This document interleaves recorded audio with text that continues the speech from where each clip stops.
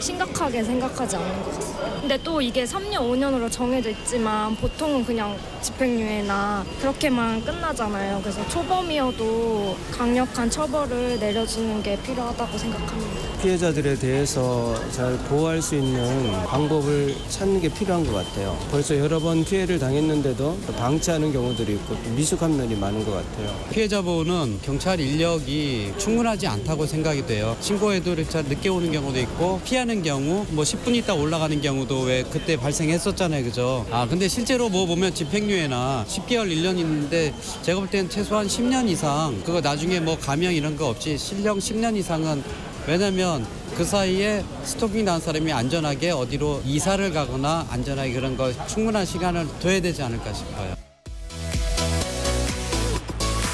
거리에서 만난 시민들의 목소리 어떻게 들으셨는지요? 나사를 조일 때 사용하는 공구, 먼키 스패너 아시죠? 묵직해서 잘못 사용하면 흉기가 되는데요. 헤어진 전 여자친구가 스토킹으로 신고를 하자 먼키 스패너를 휘두른 일명 먼키 스패너 사건. 피해 여성의 처참한 모습이 공개돼 큰 논란이 됐었죠. 최근 대부분은 가해 남성에 대해 15년형을 선고했습니다. 하지만 여성은 가해자가 출소한 이후 보복에 대한 두려움을 호소했고요. 지난주에는 교제폭력에 시달린 여성이 추락사하는 일이 발생했는데 경찰은 전 남자친구를 스토킹 혐의 등을 적용해 구속했습니다. 스토킹 처벌법이 시행된 지 2년이 훌쩍 넘었지만 여전히 스토킹과 교제폭력에 대한 사건은 잇따르고 있습니다. 때문에 지난주 양형위원회가 처음으로 스토킹 범죄에 대한 양형 기준을 만들었다고 하는데요. 오늘 KBS 열린 토론에서는 근절되지 않는 스토킹 범죄 그리고 교제폭력에 대해 깊이 있게 다뤄보도록 하겠습니다. KBS 열린 토론 지금부터 출발합니다.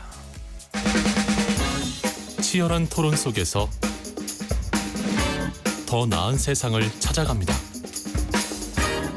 올바른 세상을 만드는 첫걸음. 평일 저녁 7시 20분 KBS 열린 토론. 오늘 토론 함께 해주실 네 분 소개해드립니다.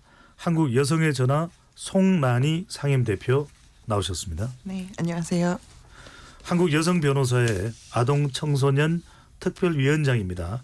서혜진 변호사 함께 하시고요. 네, 안녕하세요. 한국 형사 법무정책연구원 범죄분석조사연구실 윤정숙 실장 자리하셨습니다. 네, 반갑습니다. 윤정숙입니다.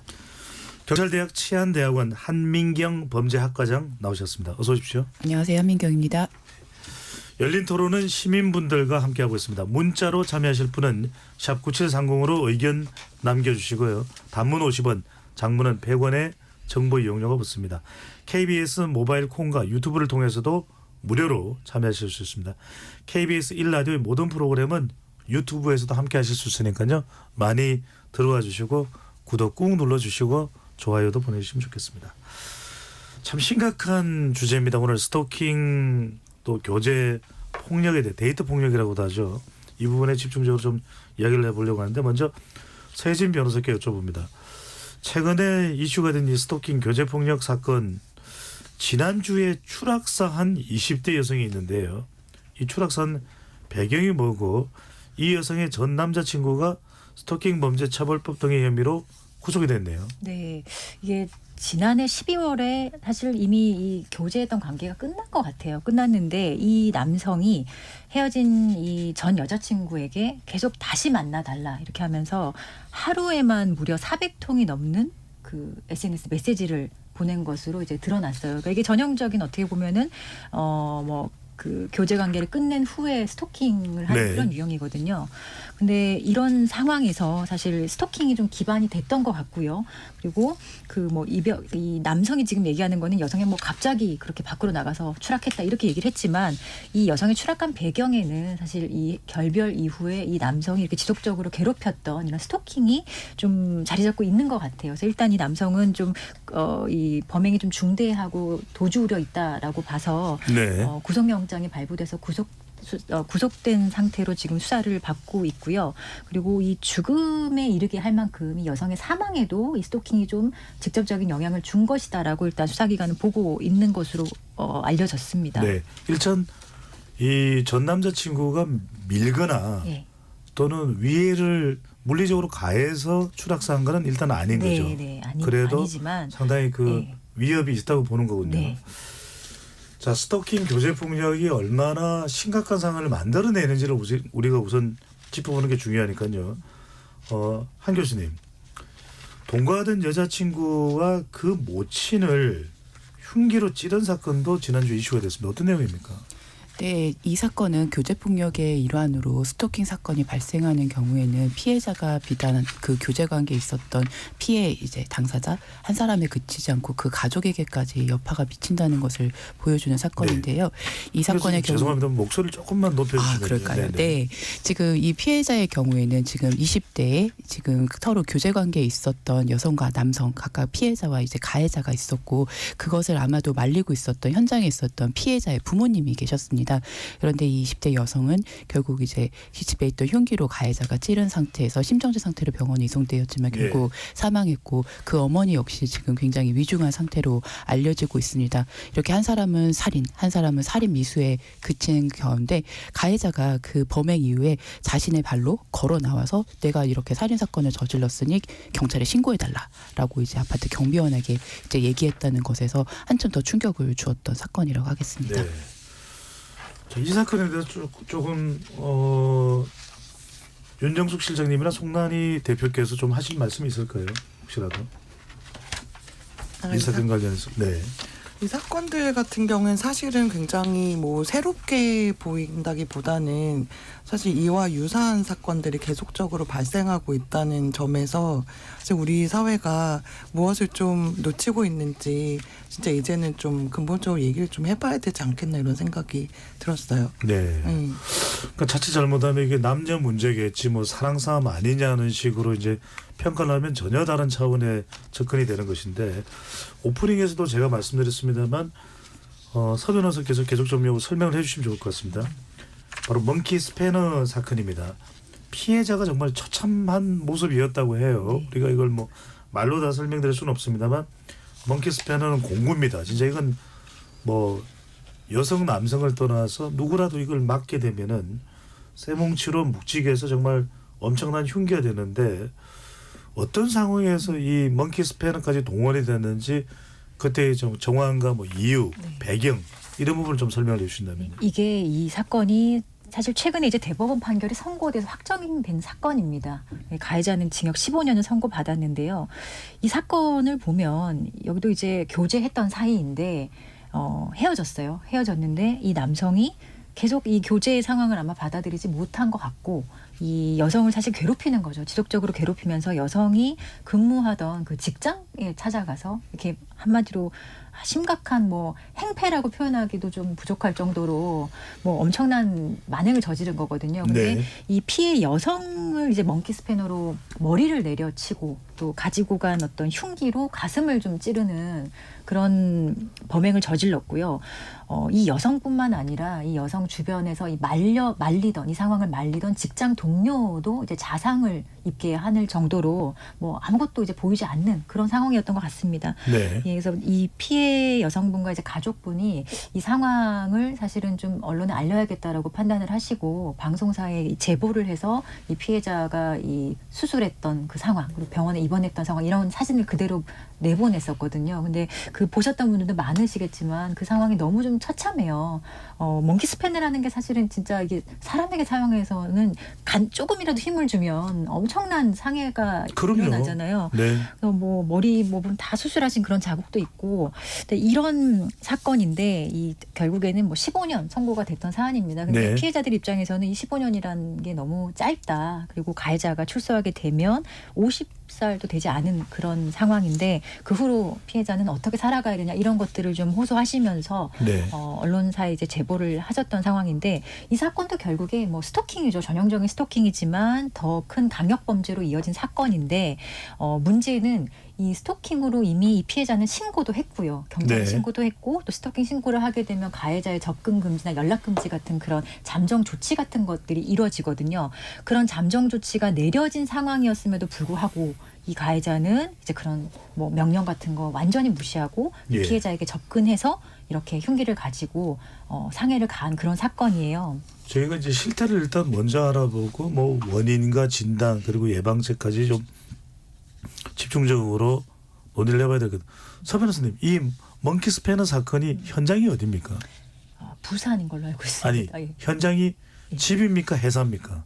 이게 회사에서도 일어났고 예. 아, 집에서도 일어났고 이건 더 이미, 심각한 예. 거네요. 그러니까 공개된 장소에서도 그렇죠. 예. 거침없이 다른 사람들의 시선은 의식하지 네. 않고 범행을 저질렀다는 거죠. 이거 정말 흉악 범죄인데 윤 실장님 실제로 네네. 이런 우리가 신고가 되는 내용 지금 이제 몇 개의 사례들을 봤습니다만 네. 전국적으로 소위 스토킹 폭력 범죄 네. 또는 교제 폭력 범죄라는 게 네. 한 달에 한 몇 건 정도 일어납니까?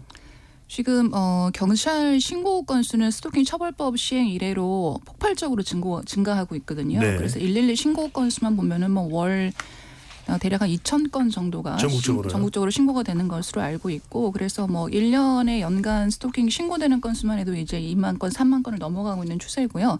이런 것들이 다 모두 유죄 판결을 받지는 않습니다. 이 중에서 일부가 이제 형사 판결을 유죄 판결을 받게 되고 또 뭐 보호관찰형이라든지 벌금형이라든지 아니면 징역형 같은 예. 이런 그 실형을 받게 되는데요. 지금 우리가 지금 이 프로에서 논의하고 있는 이런 범죄들은 상당히 이제 폭력성이 강한 소위 스토킹 범죄 중에서도 굉장히 중대 강력 범죄에 속하는 그런 사건들입니다. 대부분 이제 이런 사건들이 언론에 보도되는 경향이 많습니다. 그렇지만 아까 말씀드린 그 112 신고 사건은 우리 스토킹 처벌법에 지금 명시되어 있는 7가지의 그 스토킹 행위 유형을 예. 근거로 해서 신고되는 경우도 많고 이렇게 뭐 살인이라든지 굉장히 심각한 상해로 이어지는 사건들은 또 그중에 일부이기 때문에 우리가 스토킹 스펙트럼을 좀 넓게 볼 필요가 있습니다. 너무 중대강력범죄 위주로만 보면은 사실 스토킹 행위를 처벌하는 것을 너무 이제 신체적 처벌이 극심했을 경우에만 무거운 처벌을 내리는 것으로 이제 국민들께서 잘못 인식하고 계십니다. 네. 그래서 그렇지만 스토킹이라는 것은 그런 행위뿐만이 아니라 지속성과 반복성이 있고 또 피해자 의사에 반해서 연락을 하거나 접근을 하거나 이런 신체적 상해가 없는 그런 행위도 그 스토킹 처벌할 수 해당되는 그런 행위이기 때문에 스토킹 스펙트럼은 상당히 넓다. 이거를 좀 그 관점을 견지하면서 이 범죄를 좀 바라봐 주셨으면 네. 좋겠습니다. 지금 이게 1년에 2만 건 이상이면 보통 일이 아닙니다. 실제로 송 대표께서는 이걸 이제 스토킹을 당하는 분들이 사실 법적으로 당장 뭔가 조치를 취하기 전에 이런 여성의 전화를 통해서 전화 연락이 많이 올 것 같은데 실제로 이 스토킹 범죄나 이 교제 폭력과 관련해서 접수받는 전화의 숫자 또 그 내용을 들어봤을 때 심각성 어떻게 보시는지요? 저희가 이제 상담하는 영역이 가정폭력, 데이트폭력, 스토킹, 성폭력 뭐 이런 부분들을 상담을 하고 있는데요. 저희 피해자분들이 이제 호소하는 가해자는 사실은 다 과반수 이상이 다 친밀한 관계에 있었다. 예. 그러니까 배우자나 전 배우자나 애인이거나 전 애인이거나 뭐 이런 관계에 있는 사람으로부터의 폭력 피해를 이제 말씀을 많이 하시고요. 이것의 뭐 심각성이라고 하는 것은 뭐 보여지는 결과로만 좀 얘기하기는 좀 그렇지만 아까 윤 실장님께서 말씀하셨던 것처럼 스펙트럼 굉장히 넓죠. 특히 스토킹 같은 경우에는 저희는 이제 이 스토킹을 스스로 창의적으로 진화하는 범죄다 뭐 이렇게 말을 하는데요. 애초에는 뭐 전화가 뭐 사이클이 있는지도 모르고 뭐 진짜로 헤어진다면 1년에 한 번 뭐 이런 식으로 올 수도 있는데 이것이 사람들이 봤을 땐 별로 심각하게 안 보이잖아요.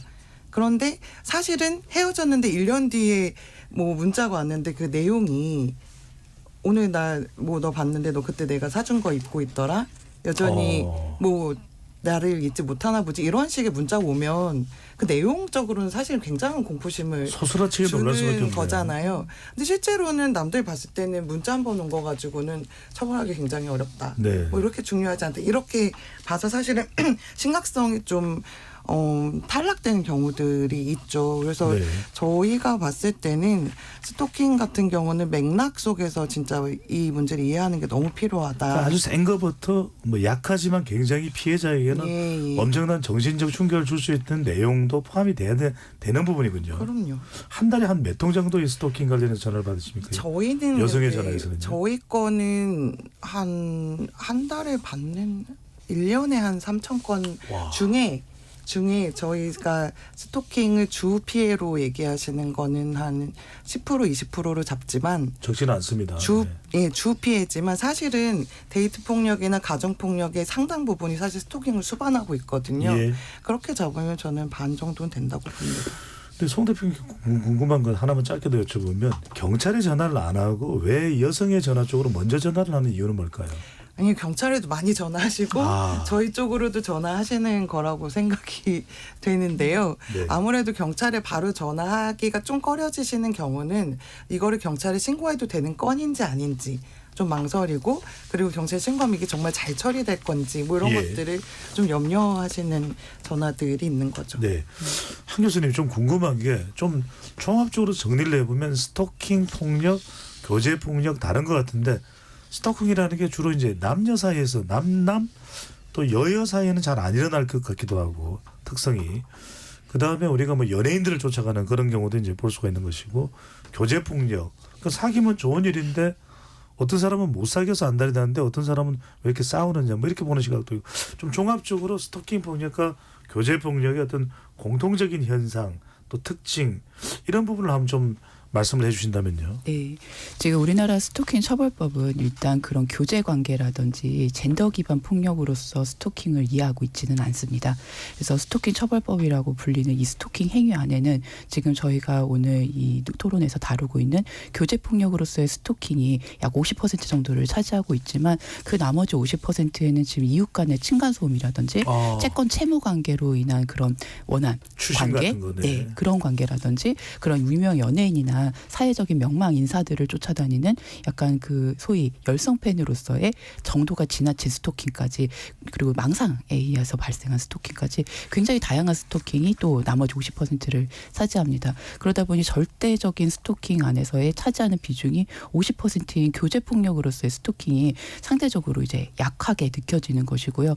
앞서 제가 잠깐 말씀드렸던 지난달에 발생했던 사건의 경우에도 나중에 이 사건이 형사사법 체계에 들어가서 재판까지 가게 되면 스토킹 그리고 교제폭력으로서의 이 사건의 그런 맥락은 이제 다 탈각이 되고 살인사건, 살인 미수사건 이렇게만 다뤄지게 될 거거든요.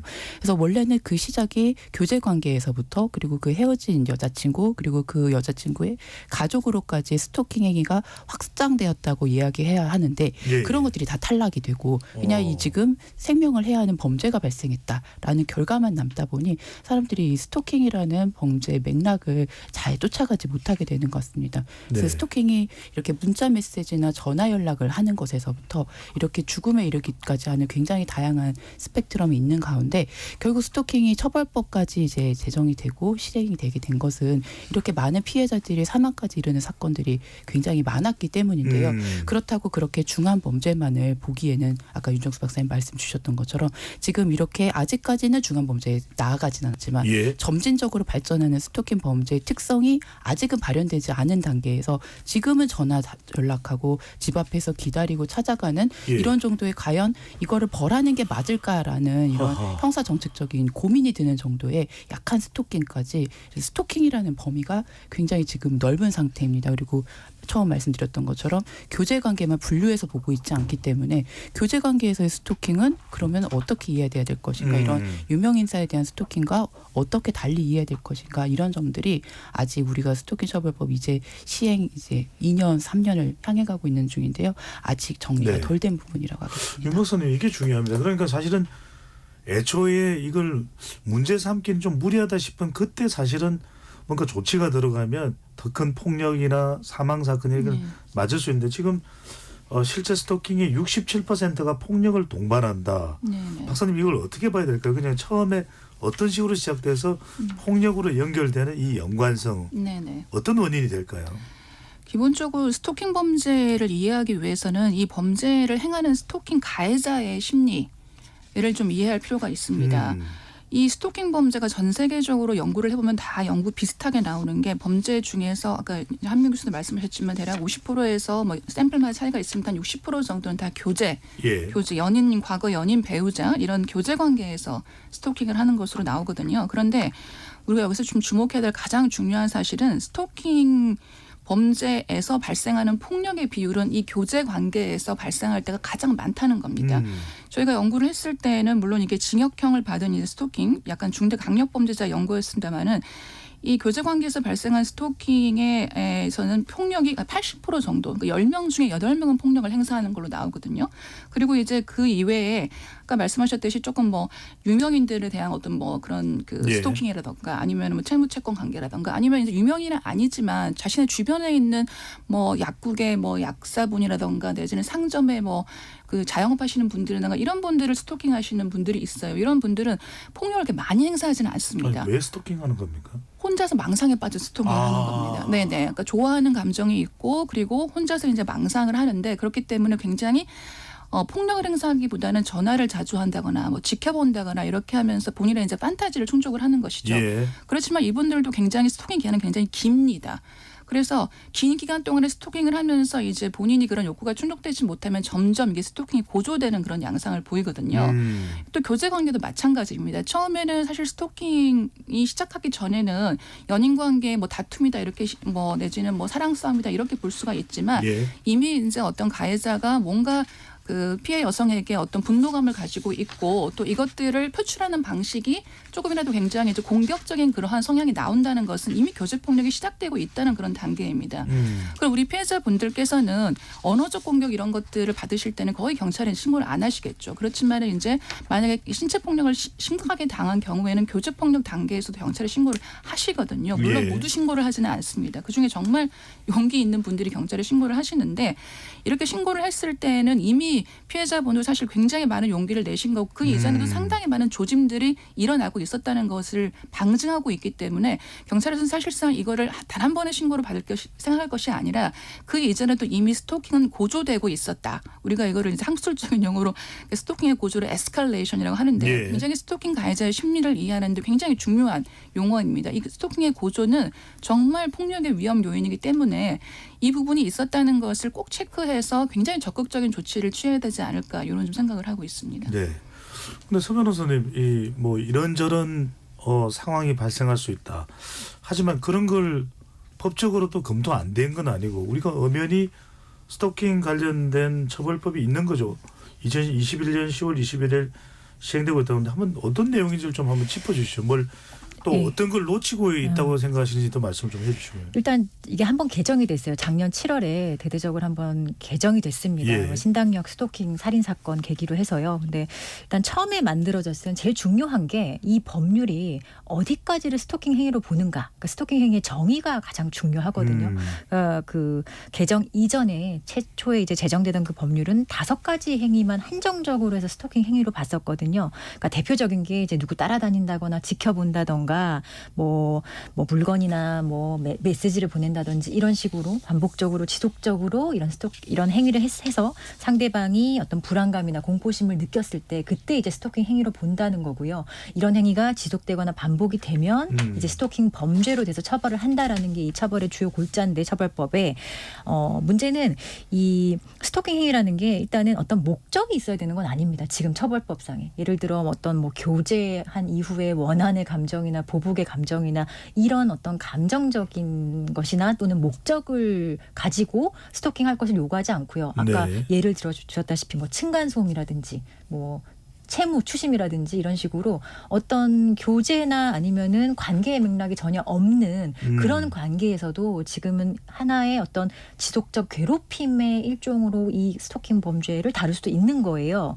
그래서 뭐 그 일본 같은 경우는 그 스토킹 처벌법 스토커 규제법이라는 데 보면 이 목적을 좀 명확히 정해놨어요. 그러니까 우리나라 같은 경우에 어떤 층간소음 이런 것들은 빼버리고요. 뭐 연애 감정이라든지 호의의 감정 그리고 이런 감정이 충족되지 않아서 생기는 어떤 원한 감정에 기반한 그런 스토킹만 스토킹 처벌법으로 일본은 규제를 네. 하거든요. 약간 우리가 생각하는 범주는 그렇죠. 예. 일본이 좀 가깝네요. 약간 그러죠. 처음에는 이렇게 갈 것인지 아니면 지금처럼 우리가 그냥 모든 어떤 일종의 상대 원치 않은 괴롭힘 이런 것들을 스토킹으로 볼 것인지에 대한 논의가 있었지만 사실 이 논의가 뭐 22년 동안 있었다고 봐야 돼요. 왜냐하면 국회에 22년 동안 이런 관련된 발의안이 있었기 때문에. 네.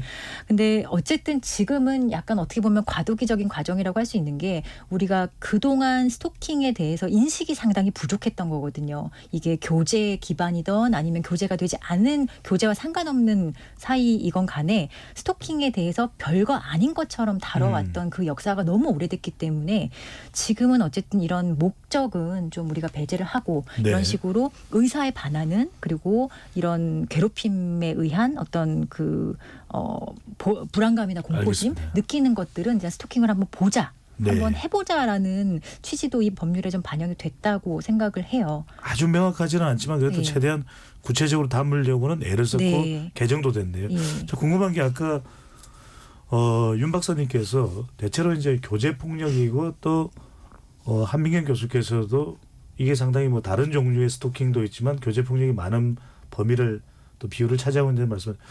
주로 그러면 이 여성의 전화로 송 대표님 전화가 오는 분은 주로 여성 피해자인가요? 네, 저희한테는 여성 피해자들이 주로 오죠. 대부분이라고 봐야 되나요? 네, 거의. 그러면 그만큼 가해자는 남성일 가능성이 높다는 것이겠네요. 저희 상담에서는 그렇습니다. 주로 그럼 그 여성 피해자분들이 이런 스토킹 애로사항 또는 교제 폭력 주로 어떤 이야기를 많이 하십니까? 어떤 어려움을 주로 많이 털어놓습니까? 어려움의 종류는 다종다양한데요. 일단은 뭐 신고를 하지 못하겠다라는 것부터도 상담이 시작될 수 있는데요.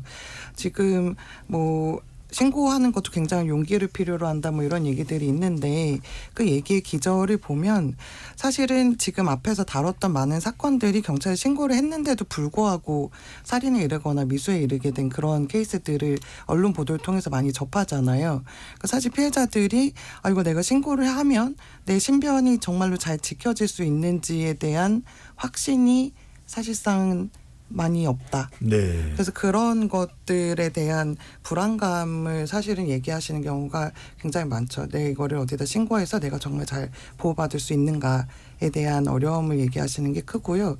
그리고 신고를 한 이후에도 이제 보복 문제가 여전히 있을 건데 그렇다면 난 신고하지 않는 게 더 나를 안전하게 지키는 방법인가?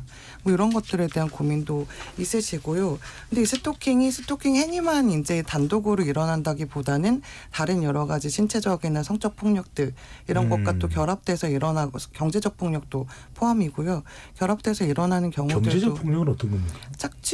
뭐 경제적으로도 뭐 이 사람의 것을 갈취한다거나 이 사람 명의를 이용한다거나 뭐 이런 여러 가지 행위들을 할 수 있죠. 아니 근데 한 교수님 경찰대 출신이시잖아요, 그죠? 네. 지금 궁금한 게 이렇게 고통을 받으면 경찰서에 전화를 내서 제가 이런 고통을 받고 있습니다. 해결해 주십시오. 제가 목숨이 위태로울 수도 있습니다. 그럼 좀 해결이 돼야 되는 거 아닐까 싶은 생각이 들거든요. 근데 매번 우리가 스토킹 폭력이나 교제 폭력마다 나오는 내용이 거기까지 경찰력이 미치기는 어려웠다. 근데 사망 사고는 나고 있고 지금 보복의 두려움도 놓이고 경찰 인력이 충분하지 않다. 이걸 그런 식으로 손 놓고 있을 사안은 아닌데 왜 보호가 안 되는 겁니까?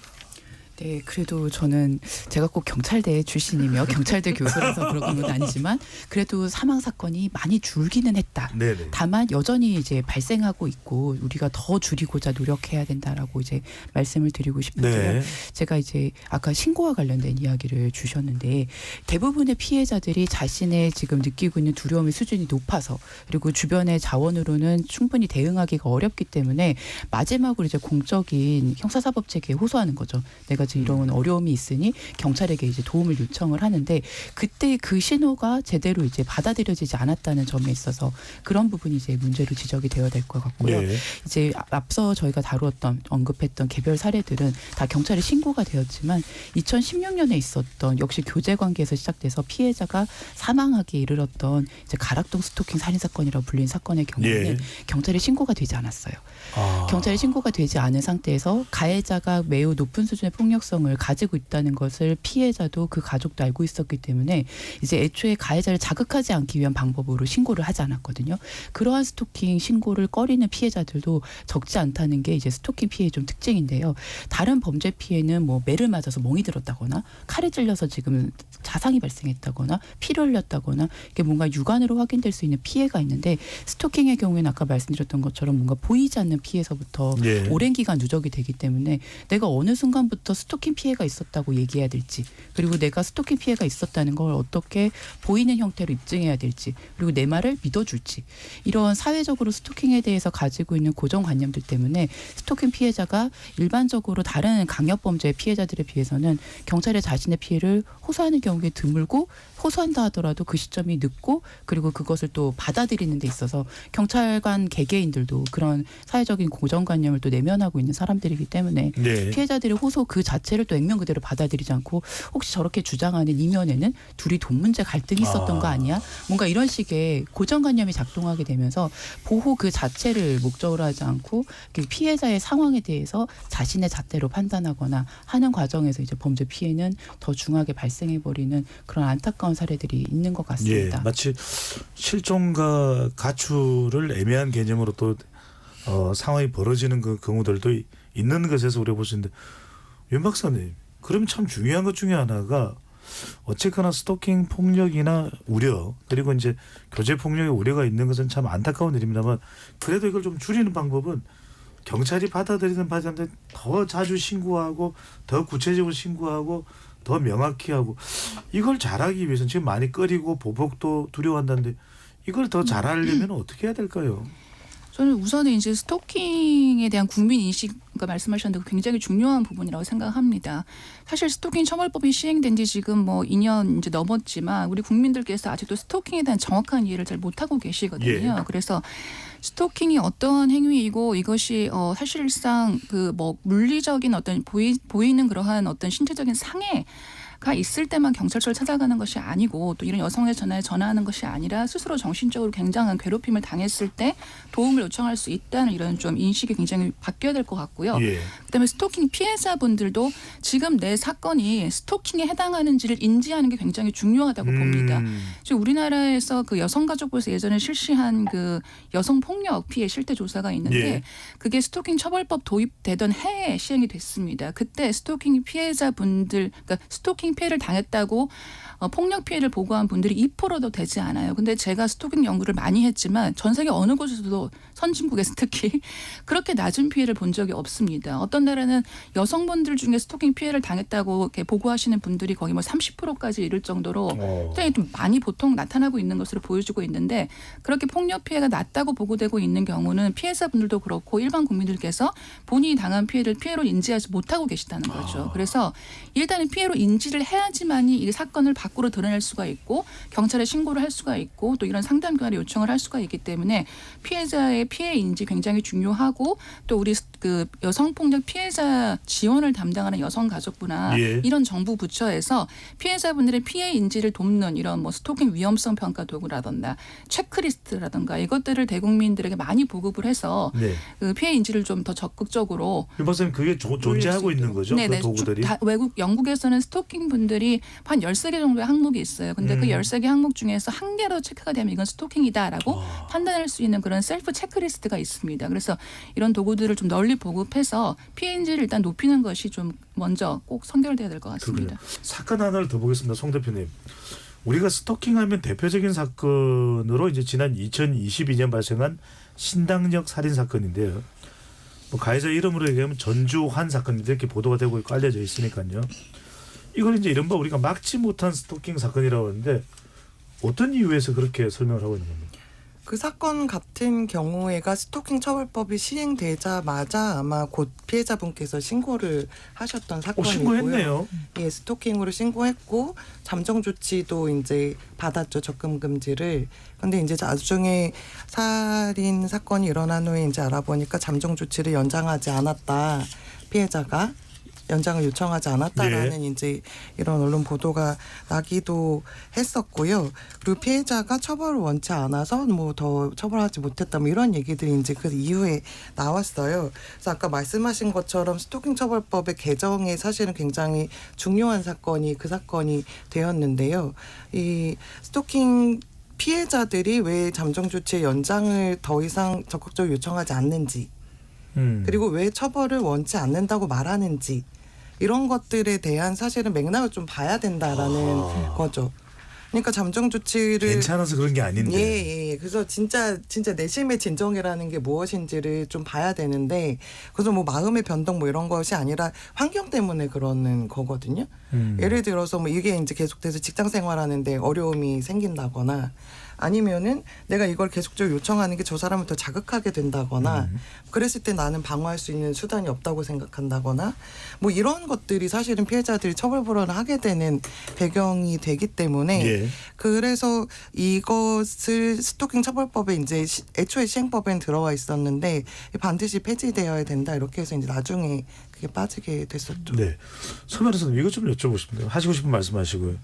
저는 잘 이해가 안 되는 게 남자가 지금 교제 폭력에서 남성이 여성을 때렸다는 거 아니에요. 그리고 심각할 정도로. 근데 우리가 요즘에 이제 어떤 교제 문화를 보면 남성들이 그럴 남성이 있을까? 아니 그렇게 생각하시는 분들이 있어요.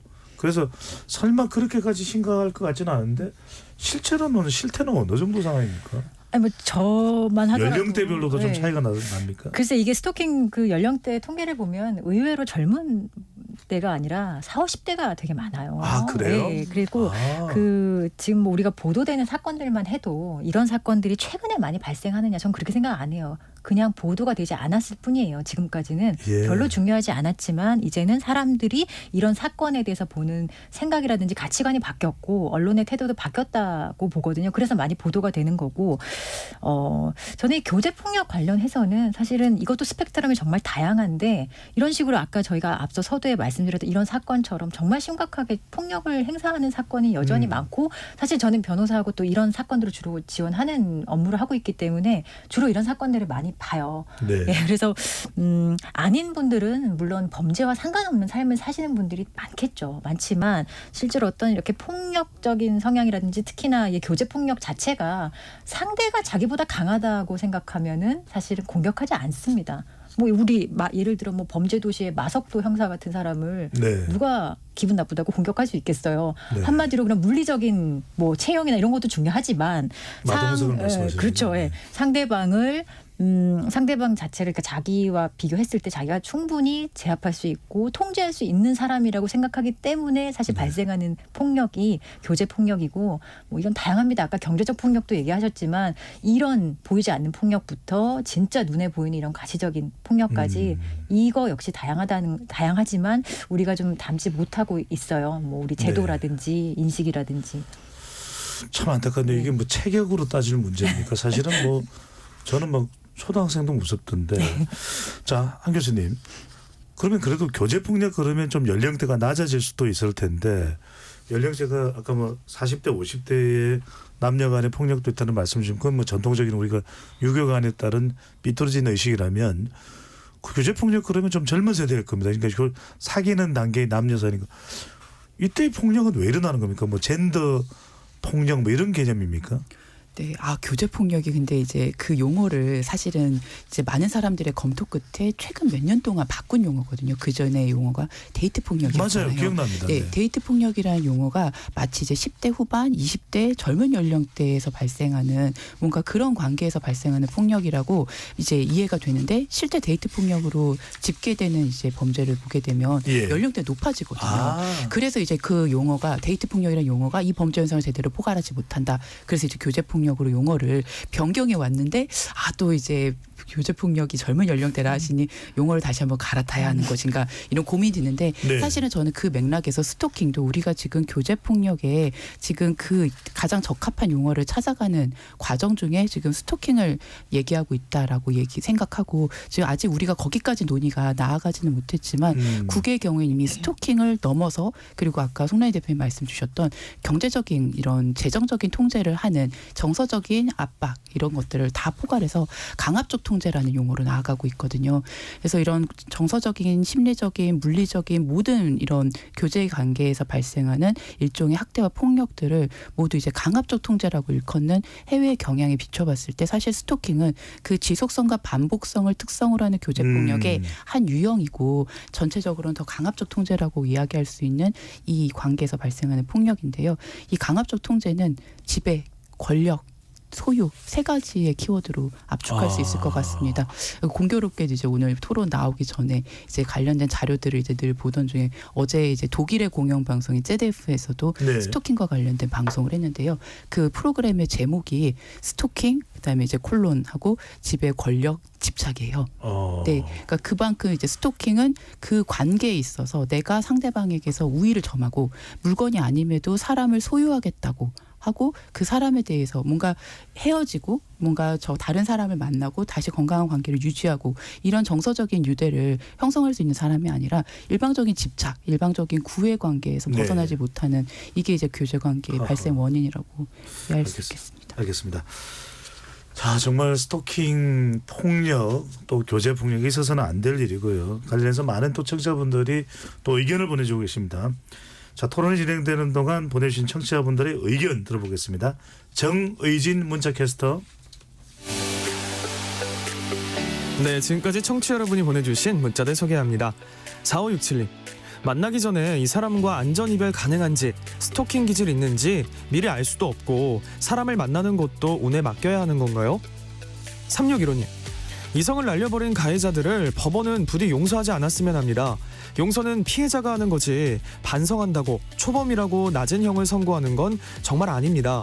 입법부에게도 사법부에게도 피해자들 모두 여동생이고 누나고 조카입니다. 제때 치료하고 마음 편히 살아갈 수 있는 제도가 마련되었으면 좋겠습니다. 5790님. 만나는 사람을 자신의 소유로 여겼기 때문에 교제 중에 헤어짐에도 폭력과 괴롭힘을 당하는 거겠죠. 그건 사랑이 아니라 집착이고 병입니다 해주셨고요. 설렁탕을 먹으면님. 신고를 한 이후에도 지속적으로 괴롭힘을 당하다 더 큰 폭력에 노출되고 목숨까지 잃는 경우도 있다니 안타깝습니다.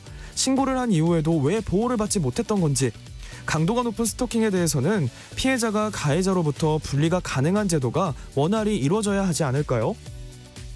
핸드폰은 이제 그만님. 이제 아이들에게 선녀와 나무꾼 읽어줄 때 선녀의 옷을 훔친 나무꾼의 행동이 얼마나 위험하고 잘못된 건지에 대해 알려주는 부모님 많을 겁니다. 웃으면서 전래동화를 읽어줄 수 없는 시대에 살고 있습니다 라고 보내주셨네요. 네, KBS 열린 토론 이 시간은 영상으로도 생중계하고 있습니다. 유튜브에 들어가셔서 KBS 1라디오 또는 KBS 열린 토론을 검색하시면 지금 바로 토론하는 모습 보실 수 있습니다. 방송을 듣고 계신 여러분이 시민 농객입니다. 계속해서 청취자 여러분들의 날카로운 시선과 의견 보내주세요. 지금까지 문자캐스터 정의진이었습니다.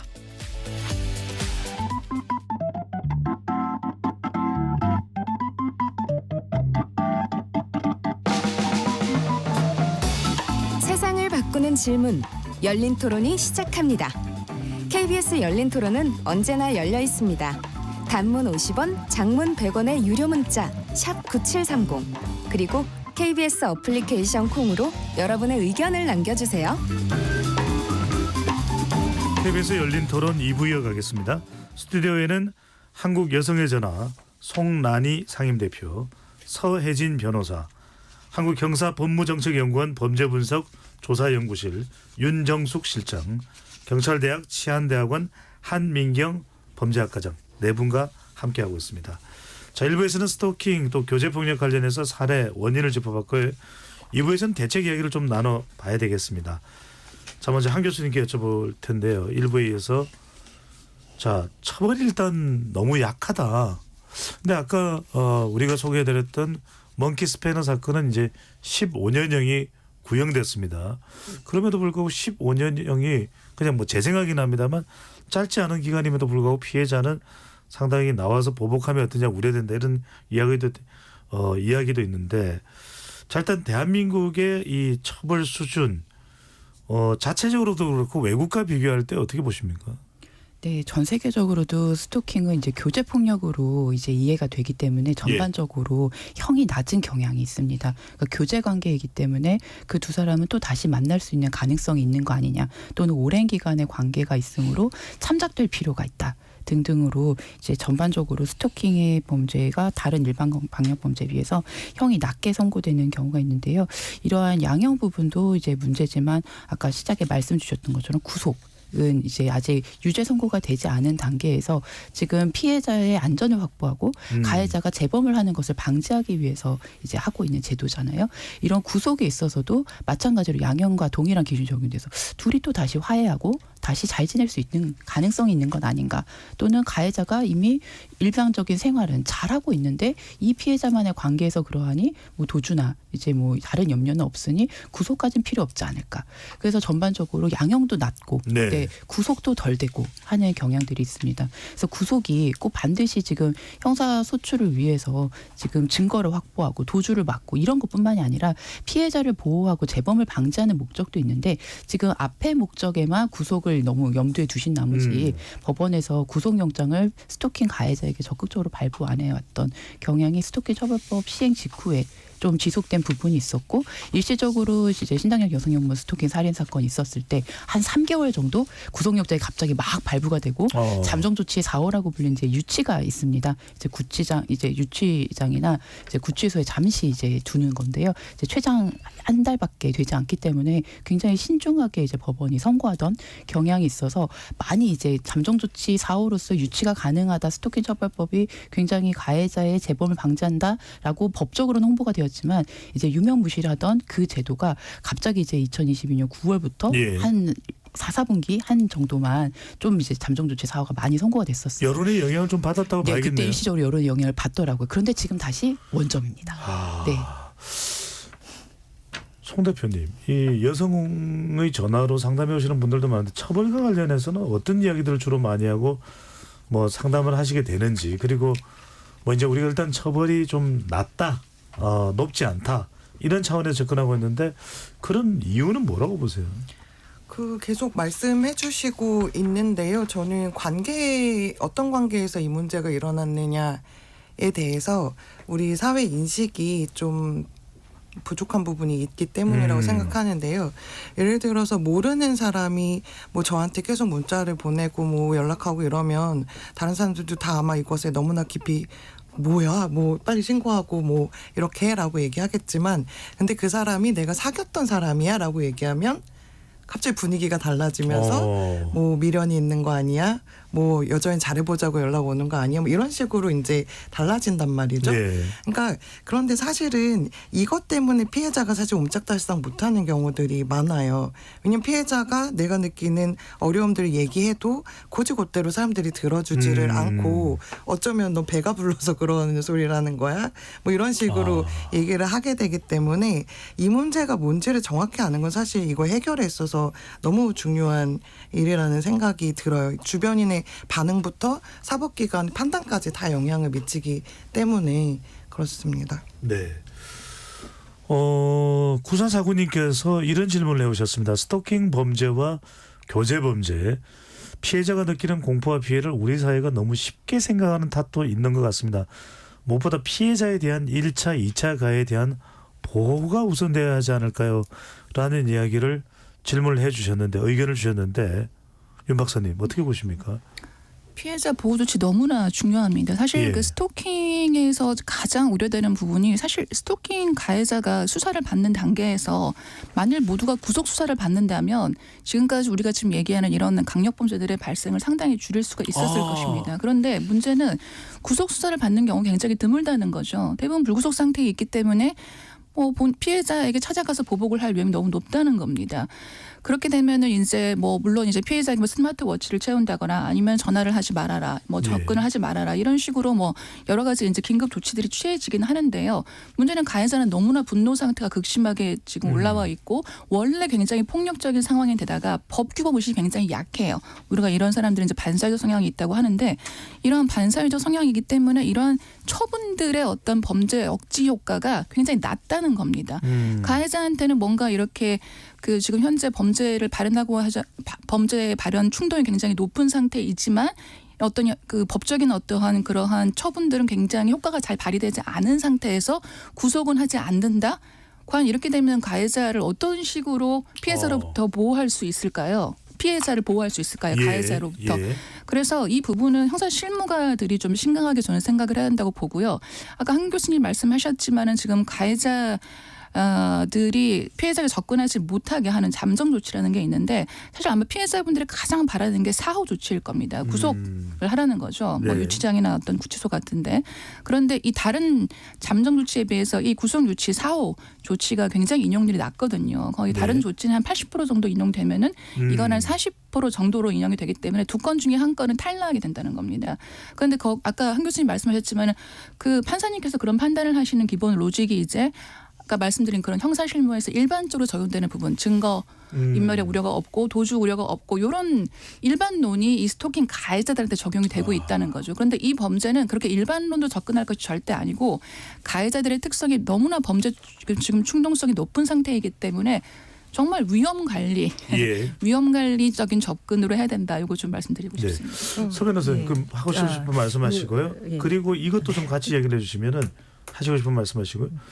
그래서 양형위원회가 스토킹의 양형 기준을 만들었습니다. 그래서 지금 방금 전에 윤 실장님께서 말씀하신 그런 사후 조치 이런 그것까지 내용을 포함하고 있는 건지 어떤 기능이 추가된 것인지요. 양형위원회는 사실 이제까지 스토킹 관련해서는 양형 기준 자체가 없었어요. 근데 물론 이 양형 기준이 모든 범죄가 있는 건 아니지만 주요한 범죄는 다 양형 기준이 있고 사실 이게 일선에 이제 법원을 이제 그냥 완전히 기소하거나 구속하는 효력은 없고 권고적인 효력이 있지만 실제로 90% 이상은 다 따릅니다. 왜냐하면 양형 기준에서 벗어난 판결을 했을 때는 상세하게 이유를 설명해야 될 필요가 있기 때문에.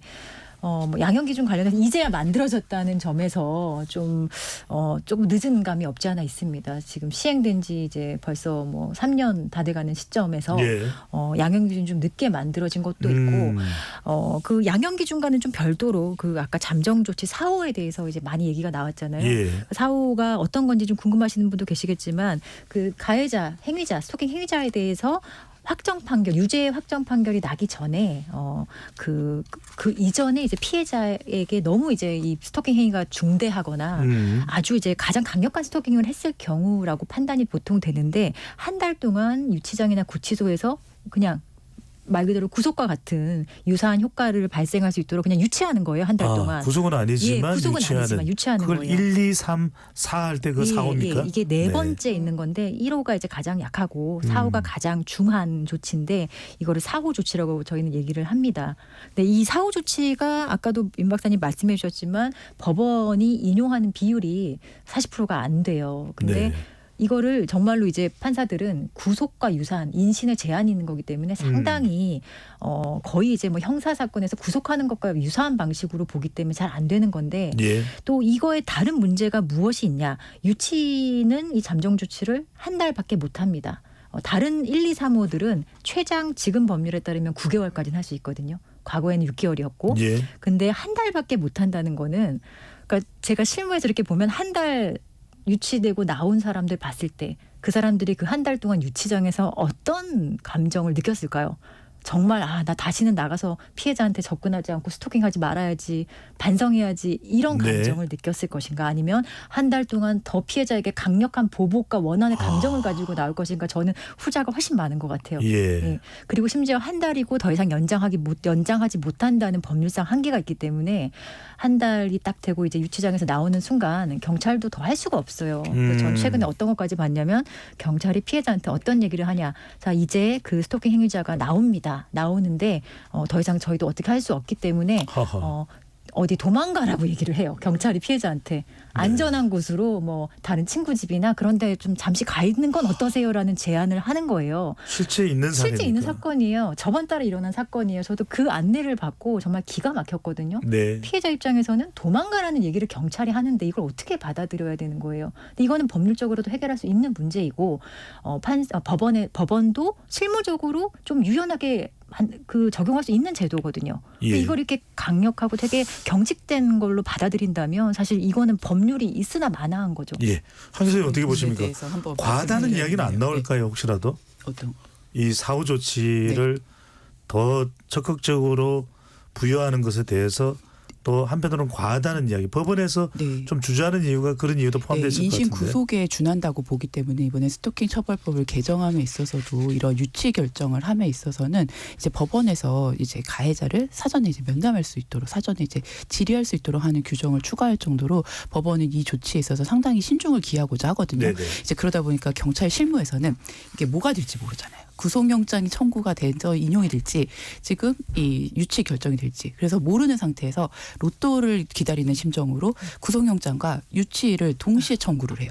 예. 둘 중에 하나라도 되면 좋겠다. 그래야 가해자와 피해자가 물리적으로 사회적에서 구분이 될 수 있잖아요. 근데 이제 많은 이제 판사들이 두 가지를 동시에 받으시면 역시 신중한 검토를 했을 때 구속영장은 이제 인용 못한다 하더라도 결정 못하신다 하더라도 상대적으로 이제 이거에 비해서는 유치 결정은 하신다는 거죠. 전략적이네요. 네, 그런 식으로 이제 유치를 두 가지를 동시에 청구하고 있을 정도로 이제 어떤 게 결정될지 수사관들도 모르는 상황이고요. 이제 경찰 실무에서는 이제 워낙 판사님들마다 양형만이 문제가 아니라 이제 구속이나 유치와 같이 이런 것들도 뭔가 판단의 기준이 형사사법기관 안에 공유가 안 되기 때문에 예. 어떤 수사관들은 오늘 이 판사님이 근무 아니다. 그러니까 영장 전담 판사님이 근무 안 하시는 날에는 근데 이 가해자가 수사관이 보기엔 꼭 구속돼야 돼요. 그러면 주말을 기다려서 주말 동안 어떤 방식으로든 유치장에 이제 같이 유치하고 있다가 월요일이 되면 영장 전담 판사님 오셨을 때 그때 이제 구속영장 청구하는 이런 식으로 할 정도로 이제 그 형사사법기관 안에서도 유치나 구속에 대한 결정 기준이 공유가 되어 있지 않고 예. 이게 마치 로또처럼 어떤 결정이 내려지든 그냥 처분을 기다려야 하는 이런 상황으로 피해자 보호가 조금 너무나 이제 법원의 재량에 달려 있다는 아쉬움이 있습니다. 알겠습니다. 스토킹 혐의나 교제폭력 혐의가 중한 사람에 대해서 아마 사후 조치가 내려지는 걸로 보이는데 윤 박사님께서는 또 스토킹 처벌법의 정의를 변경해야 된다. 네네. 이렇게 또 제안을 하셨는데 어떤 내용입니까? 지금 현행 스토킹 처벌법이 그 스토킹의 정의를 상대방의 의사에 반하여 접근하거나 따라다니는 행위로 규정을 하고 있습니다. 이럴 때 이제 상대방의 의사에 반하여 저는 요 이제 표현이 요 워딩이 조금 문제가 있다라고 보여지는데요. 왜냐하면은 대부분이 사실상 이 관계 교제 폭력을 지금 저희가 쭉 얘기하고 있는데 관계에 기반하고 있기 때문에 예. 상대방에게 명백하게 사실 반대 의사를 표현하는 게 쉽지가 않습니다. 다 전 애인, 전 배우자인데 명백하게 내가 이 행위에 반대한다는 의사를 표현하기가 쉽지가 않고 실제로도 피해자분께서 아까 송 대표님 말씀하셨지만 굉장히 보복을 두려워하기 때문에 그러한 의사를 명시적으로 표현할 수 있는 경우가 굉장히 드물고 또 피해자분들도 스토킹 피해를 당하며 너무나 큰 정신적 외상을 입고 정서적으로 불안하기 때문에 뭔가 약간 대처 능력이 좀 떨어집니다. 그래서 의사 표현을 잘 못하시거든요. 예. 이러한 상태에서 상대방의 의사에 반하여라는 라는 워딩을 두면은 이 부분이 좀 피해자분들한테 불리하게 적용될 수가 있다라는 생각입니다. 그래서 저희 연구에서는 이거를 상대방의 동의 없이라고 표현하는 것이 어떨까. 그렇게 되면은 상대방이 동의한 경우를 제외하고 모든 행위가 스토킹이 되기 때문에 예. 조금 더 피해자분들한테 유리한 방식으로 적용될 수 있지 않을까 해서 이렇게 제안해 본 겁니다. 이 적용 가능성은 있는 겁니까, 윤 박사님? 논의를 이제 앞으로 해야 되는 거죠. 예, 법조문을 바꾸는 건 굉장히 이제 긴 이제 뭐 법의 개정이기 때문에 예. 국회 논의가 필요한 그런 국회에서 또 사안. 법안이 통과돼야 되고. 이미 이제 그렇게 법률안들을 좀 발의하신 국회의원들이 계시고요. 예. 송 대표님 지금 이제 우리가 이야기를 듣고 보면 중요한 게 일단 뭐 안 생겨야 되고 또 이게 잘 신고가 돼야 되고 또 하나 중요한 게 어떻게든 이 사건이 신고가 되고 이제 처리하려고 할 때 중요한 게 가해자와 피해자를 떨어뜨려 놓는 겁니다. 자, 이런 신고가 들어왔을 때 즉각 분리나 분리할 수 있는 제도가 아까 뭐 사후 조치 이런 것도 있긴 하지만 좀 그 외에도 뭐 이게 사람이 피해자가 느낄 때 본인으로서는 이게 정말 사후 조치 내려질 정도다라고 다 생각할 수도 있는 거거든요. 차이가 있는 그런 경우더라도 피해자가 느끼는 게 중요하기 때문에 이걸 떨어뜨려 놓을 수 있는 뭔가 이런 게 좀 확립이 돼 있습니까? 어떻습니까? 저도 있었으면 좋겠고요. 피해자들이 사실은 신고를 하실 때 기대하는 거는 경찰 출동하면 가해자를 경찰차에 태워서 가겠지. 최소한. 요거를 기대하시는데 그런 일이 그렇게 뭐 많이 일어나지는 않는 것 같고 예. 여기서부터 사실은 실망이고 저희가 법으로 어떤 사람 구속하지 않는 이상 사인이 뭐 누구를 분리시킬 수는 없잖아요. 그래서 사실은 아까 말씀해 주신 대로 현재적으로는 잠정조치 사후나 아니면 법원의 판결이 있기까지는 물리적으로 분리시키는 다른 조치들은 없다고 봐야죠. 이게 좀 사각지대가 되겠네요. 사각지대라고 해야 될 취약점이 될 것인지. 거네요. 네. 뭐 기존에 있는 제도들을 좀 그래도 사후 같은 것들 좀 더 활발히 쓴다거나 구속영장이라는 걸 피해자 관점에서 좀 더 발부하도록 한다거나 이러는 어떤 사법 실무에서의 인식의 전환 같은 게 저는 근본적으로 필요하다고 생각이 됩니다. 네. 근데 그럼에도 불구하고 아까 그 양형 기준 얘기하셨는데 그 양형위원회에서 이제 스토킹 양형 기준을 마련하면서 이제 의견 청취도 많이 하고 이제 공청회도 하고 그렇게 했었는데요.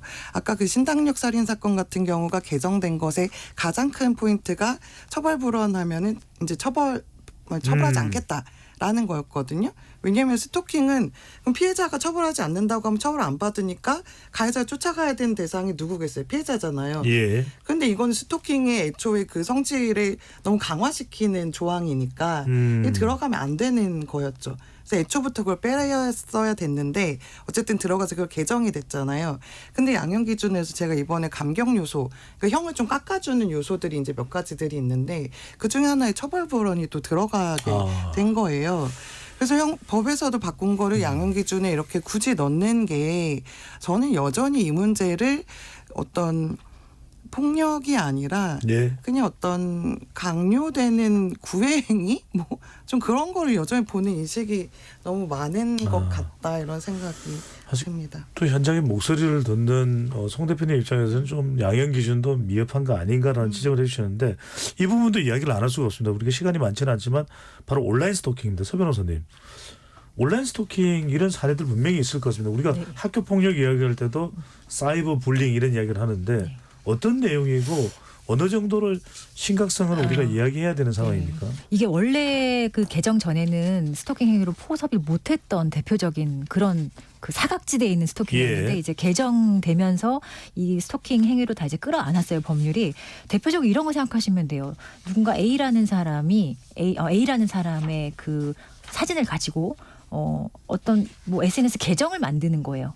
전혀 A가 아닌 B라는 사람이. 그러면서 예. 계정을 사칭하는 그런 거 많잖아요. A인 척 하는 거죠. 이런 것들이 뭐 계정 사칭이라 그래서 상당히 많았거든요. 이게 뭐 유명인이나 뭐 연예인들 상대로만 일어나는 게 아니라 뭐 일반 학생들, 뭐 회사원들도 네. 이런 피해를 많이 겪었어요. 근데 이런 계정 사칭 같은 게 이제 대표적으로 스토킹에서 배제되는 온라인 스토킹이었고 또 경우에 따라서는 아예 그냥 형사처벌 대상이 안 되는 경우가 많았거든요. 근데 이런 것들, 그러니까 상대방의 어떤 개인 정보를 이렇게 게시하고 또 그거를 또 제3자한테 막 배포한다든지 제공한다든지 그리고 어떤 뭐 위치 정보 이런 것들도 노출하고 이런 것들도 이제 온라인 스토킹이라고 해서 지금 처벌법에는 다 스토킹 행위로 보고 있어요. 네. 근데 이게 생각보다 상당히 많고요. 뭔가 유명한 사람들만이 입을 피해라고 생각을 하실 수도 있는데 정말로 현장에서 많은 피해였고 사실 스토킹 처벌법 이 개정되기 전까지 실제 이런 피해를 입었던 사람들은 좀 어떻게 보면은 그 개정되는 시간 동안 네. 법의 보호를 전혀 받지 못했던 거죠. 그래서 근데 스토킹 자체가 아까도 말씀해 주셨지만 뭔가 상당히 창의적이고 가변적이라는 특성이 있기 때문에 앞으로 우리가 예측하지 못한 방식의 스토킹에 대해서도 항상 좀 예민하게 봐야 될 필요가 있고 법률이 계속 따라가 줘야 되는 그런 필요성이 있습니다. 한 교수님, 이 온라인 스토킹 이른바 교제 폭력에도 계속 연락을 한다든지 온라인상에서 뭔가 다른 친구들을 통해서 우회적으로도 또 그런 영향을 줄 수도 있는 것이고 어떻게 보십니까? 네, 이번에 대법원 판례가 이제 나오게 되면서 이렇게 부재중 전화 통화나 그리고 전화가 오면서 계속 벨소리가 울린다거나 예. 이런 것들이 과연 스토킹이 성립하는가에 대한 오랜 이제 감론을박이 있었는데 어떻게 대법원 나왔습니까? 판례로서 결국 스토킹이 맞다. 그렇게 원치 않는 이제 부재중 전화 그리고 그 전화 통화 목록 그리고 그로 인해서 울리게 되는 벨소리 또 SNS로 가게 되면 나는 원치 않아서 친구 신청 차단하고 이제 다른 SNS 계정을 새로 팠는데 그 계정에 어떻게 또 찾아와서 친구 신청하고 친구 신청이 도착했습니다라는 예. 메시지 오는 것까지 이게 모두 이제 스토킹 처벌법상 스토킹으로 정의되었는데요. 다만 이렇게 이번에 개정을 통해서 이제 두 가지 온라인상에서의 스토킹 행위 유형이 추가되었음에도 불구하고 여전히 이제 스토킹으로 약간 일반 대중은 스토킹으로 얘기하지만 스토킹 처벌법에서 규정하고 있는 스토킹 행위는 원칙은 다른 현행법에 규정이 있으면 스토킹 처벌법에는 스토킹 행위로서 두지 않는다였거든요. 그러다 보니 빠지게 된 대표적인 것이 이제 카메라 등 이제 촬영물을 가지고 그것을 이제 유포하겠다고 협박하는 것. 이게 성폭력 범죄 이제 처벌법에서 이제 처벌은 될 수 있는 범죄인데 예. 이것만 있게 되면 그렇게 유포하겠다고 협박하는 것. 그것에 대해서 별도의 조항이 있다 보니까 이제 세심하게 그 내용을 살펴본 수사관을 만나지 않고 또 내가 이것에 대해서 뭔가 사전에 법률 조력을 받지 않은 상태라고 한다면 이게 그냥 스토킹이라고 나는 생각하는데 그걸 수사관한테 가져가는 순간 이건 성폭력 범죄 처벌 등에 관한 특례법에 지금 촬영물 등을 이용한 유포 협박입니다. 예. 이렇게 되는 거죠. 스토킹 범죄가 아닌. 그러면 스토킹 범죄로 적용이 되어야 스토킹 처벌법상의 피해자 보호 조치를 받을 수가 있는데 성폭력 처벌법은 물론 거기에는 이제 그 법에 맞는 보호 조치가 있긴 하지만 스토킹 처벌법과는 약간 결이 다르거든요. 예. 그러니까 잠정 조치와 같이 가해자 피해자를 분리하는 형식이나 이번에 새로 이제 1월부터 시행이 된 전자감독을 실시한다거나 예. 이런 것들은 이제 촬영물 등을 이용한 유포 협박의 경우에는 해당하지 않는 이런 지점이 된다는 점에서 대중이 이야기하는 일반적으로 이해하는 스토킹과 처벌법상의 스토킹의 정의가 다르고 그러다 보니 이제 피해자 보호 조치에 있어서도 원하는 상과 실제할 수 있는 상이 달라집니다. 명확히 할 필요가 있겠네요. 자, 스토킹 또 교제 폭력 우리 사회에서 사라져야 됩니다. 오늘 이제 KBS 열린 토론 마무리를 하려고 하는데 네 분 패널 분께 스토킹 또 교제 폭력을 건절하기 위해서 뭐 많은 방법이 있고 시간도 참 많이 소요될 수밖에 없습니다. 가장 핵심적으로 신경을 써야 될 내용이 뭔지 30초 이내로 말씀을 요청드리면서 마무리할 겁니다. 먼저 송 대표님. 일단은 스토킹 정의 규정에 아까 동의 없이로 이제 바꿔야 된다고 하셨는데 저는 거기 포괄 규정이 들어가야 된다고 생각합니다. 행위만 가나다라 마로 하면 계속 늘어났는데 사실은 이런 식으로 지속적 반복적으로 피해자의 일상생활을 통제하는 행위라는 특성이 있으면 이에 준하는 행위로서 보고 피해자 보호 조치나 이런 것들이 같이 들어가는 게 너무 필요하겠습니다. 알겠습니다. 서변 변호사님. 저는 이게 아동 청소년 피해도 많이 늘어나고 있어요. 그래서 아동 청소년에 대한 스토킹은 조금 더 처벌을 강화한다든지 이런 방식의 그 법률이나 규정도 필요할 것 같고 또 하나는 이게 직장 내에서도 엄청 많이 일어나고 있거든요. 근데 이게 어떤 근로의 관점에서 직장 내 괴롭힘의 어떤 연장 이런 걸로도 한번 바라봐야 될 필요가 있을 것 같다고 우리가 생각이 듭니다. 충분하게 얘기를 못했지만 아동 청소년 이 부분도 중요하네요. 윤 박사님. 저는 좀 잠정 조치를 좀 더 다양화시켜야 된다고 생각을 합니다. 우리가 아까 4호까지는 얘기를 했는데 예. 이제 또 전자감독 청구할 수 있는 전자감독 부착할 수 있는 그 잠정 조치가 또 들어왔는데요. 실은 이제 지금 좀 고민을 해야 될 것이 피해자분들을 가장 보호할 수 있는 좋은 방법은 가해자가 범죄를 하지 않는 것이죠. 그러면 가해자가 빨리 본인의 행위가 굉장히 위중한 행위라는 걸 인식하고 본인이 지금 정신병적인 상태에 있다는 것을 자각하고 그런 심리적 개입이라는 것이 굉장히 중요합니다. 상담 조치라고 하는데요. 이런 가해자의 상담 조치도 스토킹 피해자를 보호하기 위해서 뭔가 잠정 조치로 좀 될 수 있다면 좋겠습니다. 차중에는 깨닫게 만드는 거, 교육을 시키는 거. 한 교수님. 네, 인식 개선 부분과 관련해서는 앞서 말씀드렸으니까 중요하지만 차치하고요.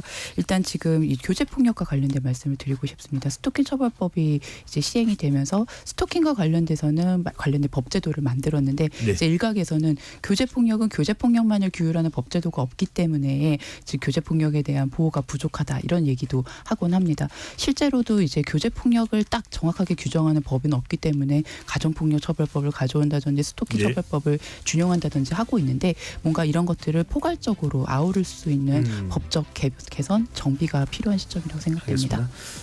네 분 토론 감사드립니다. 네, 고맙습니다. KBS 열린 토론 이것으로 모두 마무리하겠습니다. 지금까지 KBS 열린 토론 배종찬이었습니다.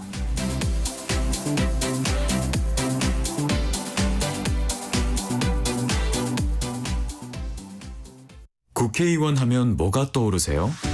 그렇게 큰 관심은 없는 것 같고요. 자신들의 이익이 우선인 것 같은 느낌이 강하죠. 부정적이죠. 나라를 위한다고 하지만